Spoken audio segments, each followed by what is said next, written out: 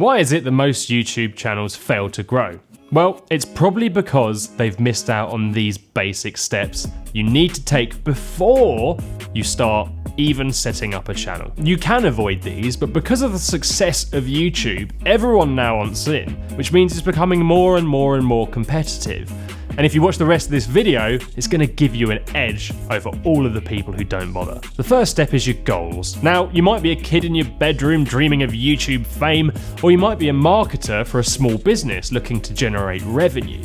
Either way, you've got to pick goals. Without a solid goal to aim for, you'll drift off, you'll never be able to track your progress, and you'll always feel like you're never really achieving much. You need to pick what we call a big, hairy, audacious goal. Something that is almost unachievable. Now, becoming rich and famous isn't a goal, as it doesn't actually have an end point. Saying something like, I want to quit my job, work 3 days a week on my channel, and generate enough revenue from it, I can have an amazing lifestyle is, once you come up with a goal, you have to write it down so you can always keep on top of it, but also you need to put it out there publicly, tell people, tell your friends, and the fear of failing publicly will drive you towards it. Sounds a bit harsh, but believe us or not, it's actually what you should do. Put a time scale on it. Be realistic. Don't expect this to happen in a year. Go more like 8 or 10 years, maybe even 15 as it's getting more competitive. Now, let's move on to number 2, the niche. You'll hear other people talk about this too, but it is super important that your channel has a point, and more than that, a targeted point. You might think there are some really successful YouTubers out there who aren't really in a niche. But people like PewDiePie, who now have 70 million subscribers, did start off in a niche. It was computer games. And as they progressed and built an audience, they were able to go more general. At the end of the day, YouTube is a search engine, and the more content that goes on it, the more competition there is. So if you look for really small niches that are of interest to you, that don't have much competition, you'll be able to start getting search volumes faster. The term micro niche is something you're going to hear a lot more of over the coming years, as businesses actively start to seek out smaller creators that don't have 1 million subscribers but have 10,000 in a very specific industry that are very highly engaged. Small is the new big, people, and eventually when you've been going at it long enough, you'll become known for that micro niche, which means you can dominate it. Number 3, a really important one, and this is one that's really hard to come up with too, but it's values and viewers. There's a great scene in Bohemian Rhapsody where, when signing for EMI, they ask Queen who they are for, and Freddie Mercury says they're for the Misfits.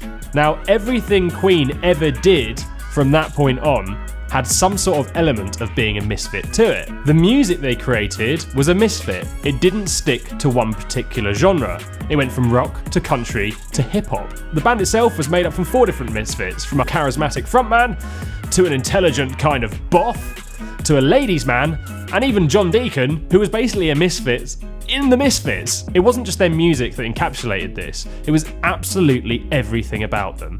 And as a result, it appealed to people who also felt like misfits. Now, the funny thing is, everyone at some point in their life has probably felt like a misfit. Your values are what you stand for, and they will create a deeper connection with your viewer. They really are going to be the difference between a good channel and an amazing channel. And then once you've discovered them, you'll know exactly who you're creating your videos for. Number 4, your tone of voice, another one that's kind of scary sounding. And again, if you're new to your channel, it might take you a while to work this out. Putting it simply, if you want to have a really playful channel, then you need to make sure your videos always have a playful element. Or if you just want to be super focused on how-tos and getting to the point, then you need to stick to that. If you're always really serious, and then one week you suddenly release a video that's totally bonkers, it's going to freak your audience out. They're probably not going to like it, and it won't be in tune with your values. So working out that tone is key. Number 5, research and plan content.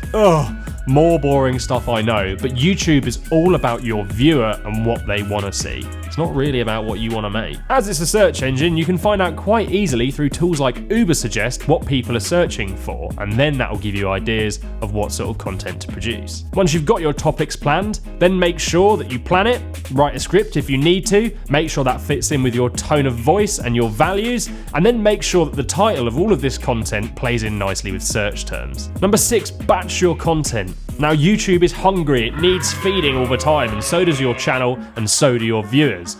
So to make sure that you don't completely burn out and go crazy, you need to batch. Batching is researching, planning, filming, editing, and setting up and scheduling distribution all in one go. So we want to try and release 3 videos a week. So we're going to shoot our content quarterly, which means we need to shoot and prepare and research and plan and edit 36 videos in one go.